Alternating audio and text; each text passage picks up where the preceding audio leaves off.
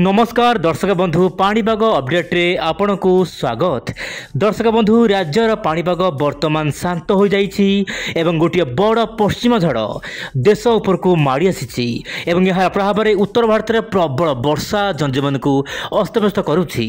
किंतु आज वीडियो रे स्पेशल रहिबो दर्शक बंधु लघुचाप को लेकिन कौन रही बड़ खबर ता सहित दर्शक बंधु किछि दर्शक बंधु मानकर बड़ कमेंट रही ताहार मध्य रिप्ले जानिबा कौन रही बड़ कमेंट आपणकर।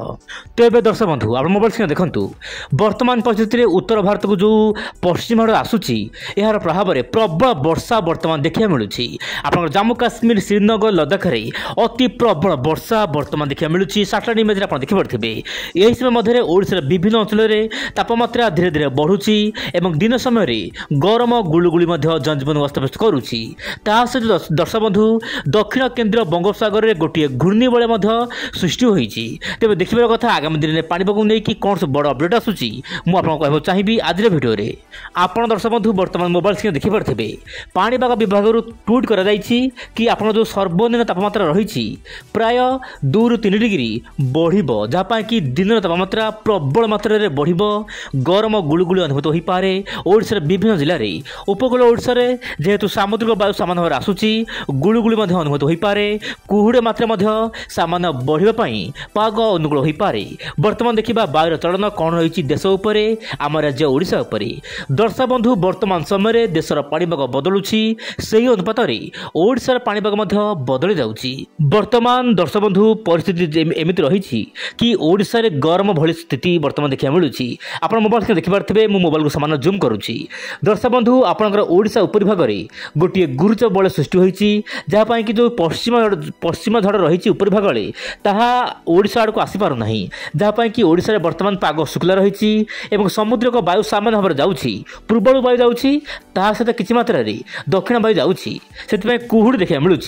किंतु बड़ खबर होउछि पश्चिम झड़ प्रभाव में उत्तर भारत विभिन्न राज्य में प्रबल वर्षा देखा मिलूँ। राजस्थान यार आखपाख अंचल कुआपथर वृष्टिपात गत 24 घंटा मध्य देखा मिलूँ। तेज दर्शक बंधु वर्तमान आरब सागर वायु जाऊँगी जहाँ कि उत्तर भारत में पाणीपाग बदलुची किंतु ओडिशा रे पाणीपाग वर्तमान बदलवार आशंका नहीं। ओडिशा रे आगामी 5 दिन पर्यंत पाग शुक्ला रहिबो। एही समय मध्य दर्शक बंधु बंगोपसागर में गोटे घूर्णिबलय सृष्टि होती बंगोपसागर तल लाटिट्यूड रे ता सहित दक्षिण बंगोपसागर में किंतु यार प्रभाव आपणकर भारत उपर नहीं केवल गोवा केरल यार आखपाख अंचल रहिबो जहाँ कि वर्षा देखा मिल पारे। एबे देखिबा दर्शक बंधु मानचित्र माध्यम केउ राज्य रे रहिबो आगामी 24 घंटा वर्षार स्थिति। दर्शक बंधु आपण मोबाइल स्क्रीन देखंतु उत्तर भारत राजस्थान हरियाणा पंजाब उत्तर प्रदेश लद्दाख बिलिगिस्तान जम्मू काश्मीर एंड श्रीनगर केतक अंचल में प्रबल वर्षा हेबो। सेथिपाई दर्शक बंधु यही सब राज्य को वर्तमान ऑरेंज अलर्ट रही सहित आपणकर किछि राज्य को जो रही येलो अलर्ट देखा मिलूँ जहाँ कि प्रबल वर्षा हेबो। यही समय मध्य दर्शक बंधु आप जो रोचे दक्षिणांचल पश्चिमांचल में प्रबल गरम अनुभूत हो पारे।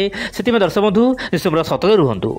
तो ये दर्शक बंधु एवं आलोचना करवा मार्च मसरे केमिति रहबो पाणीपाग मिजाज सारा देश में। दर्शक बंधु वर्तमान तो आपणकर जो रोची देशर विभिन्न भाग में वर्षा देखा मिलता फेब्रुआरी मसरे ओडिशा में भल वर्षा है सहित पड़ोशी राज्य गुड़िक भल वर्षा देखा मिलला।